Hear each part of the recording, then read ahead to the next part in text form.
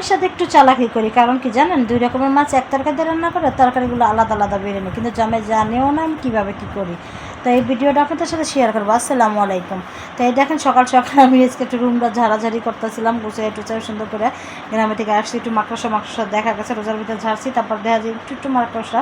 তো ঝাড়াঝাড়ি করে রুম টুম গুছিয়ে সুন্দর করে আমি একটু লেবু শরবত বানাইয়া একটু করতেছিলাম। আটা কাইটটা সুন্দর করে আজকে কাটাকাটি দেখাইনি, কারণ কি সব কিছু ভিডিও আগে করে নিলাম, কাটাকাটি করলাম। ডাটা দিয়ে আজকে রুই মাছ পাঙ্গাস মাছ রান্না করবো, আর এদিকে ডাটা শাক রান্না করবো।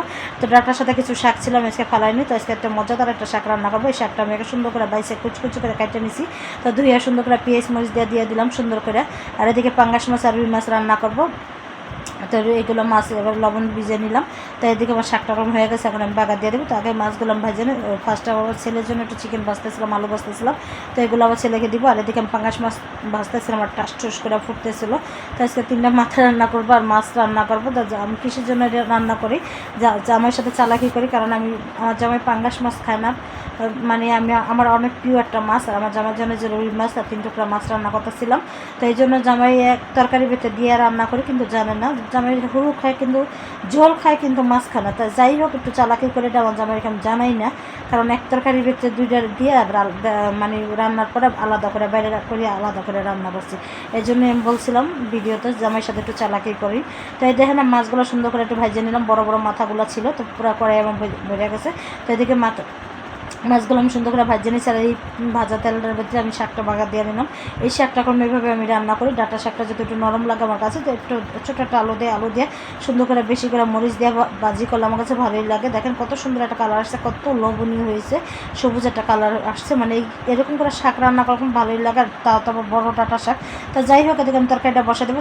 তরকারিটা আমি ডাটাটা আগে সিদ্ধ করে নিয়েছিলাম, ডাটা আর আলু। আর এদিকে আমি তরকারি বসানোর জন্য পেঁয়াজ মরিচ সুন্দর করে কেটে নিচ্ছি, ভাজা নিছি। তো ভাজা নেওয়ার পরে দিকে টমেটো দিলাম, ধনিয়া পাতা দিলাম, সব কিছু দিয়ে নিতে আসলাম। আর দেখেন মশলা দানিগুলো আবার সব খুলে রাখছি, আমি একটু দেখাইলাম যে এরকম করে আমি খুলে রাখি, তাহলে একটু আমার সুবিধা হয়। তো এদিকে সব মশলা দিয়ে একটু ভালো করে কষাই নিলাম। তো তেলগুলো আর যত কষাইবেন তরকারি তত মজা লাগে। দেখেন আমার তেলটা এসে পড়ছে তরকারিতে। তো এদিকে ডাটা আলু সিদ্ধ করে নিয়েছিলাম, তো এগুলো আবার দিয়ে দিলাম ভালো করে। এগুলো কোনো পানি দিয়ে আমি আর কষাবো না।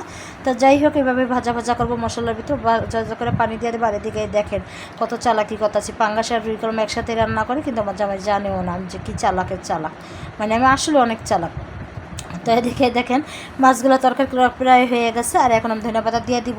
আর আমি মনে করি সব তরকারি রানি আর রাজা হয়েছে ধনিয়া পাতা না দিলে আমার কাছে তরকারি মনে হয় না, যেহেতু একটু ধনিয়া পাতা কম দাম, ধনিয়া পাতা সস্তা দিন গেছে গা, আর এখন কম একটু দাম। ওদিনকে বলে 1 মোড়া ধনিয়া পাতা আনছে 40 টাকা দিয়ে। যাই হোক, আমি অল্প করে দিই, যে যখন যে জিনিসের যে দাম তখন যে জিনিস এভাবে খাইতে হয়। আর এই দেখেন চালাকিটা কী করতেছি, তো রুই মাছটা আলাদা বাড়তেছি আর পাঙ্গাস মাছটা আলাদা বাড়তেছি, কারণ তরতাজা মাছ গতকালকে আনছে, এই মাছের ভিডিওটা দিব। অনেকগুলো মাছ আনছিল। তো দেখেন মাছ আর রুই মাছ আর পাঙ্গাস মাছ আমি আলাদা করে রেখে দিলাম। তো জামাই বেটা জানলো না যে কীভাবে আমি আলাদা করি আর কী চালাকি করি। আর এদিকে মাহাদি হাসানকে পড়াইতেছিলাম, মাহাদি হাসান সুন্দর করে গুড বয়ের মতন পড়তেছিল আর দুষ্টামি করতেছিল, মানে তো পড়তে বসাইলে মানে আমার রুটা বাইরে করে ফেলা। তো যাই হোক, মোটামুটি ভালোই পড়ে, যতটুকু পর আলহামদুলিল্লাহ, আলহামদুলিল্লাহ, আল্লাহর কাছে অনেক শুক্রিয়া। তো আমার ছেলেকে আমি প্রতিদিন যে পড়তে বসাই, যৌটু যাই দুষ্টামি করে ফাজলামি করে যাই করে। আর এদিকে ওর মাহাদি হাসান পড়া শেষ, একটু তরমুজ কেটে নিলাম, আর একটা আম ছিল, আমগুলো কেটে নিলাম। তো এগুলো খাইতেছিলাম। তো 2 রকমের ফল খাবো এখন। আর এদিকে রাত্রের জন্য দুধ জাল দিয়ে নিতেছিলাম। আর আমার জামাই আবার কিছু তরতাজা পেয়ারা আনছে। তো ভিডিওটা কেমন লাগছে, যে তরতাজা পেয়ারাগুলো ঢাইলা নিলাম। তো সবাই ভালো থাকবেন, সুস্থ থাকবেন। ভিডিওটা কেমন লাগছে লাইক করবেন, শেয়ার করবেন। আল্লাহ হাফেজ।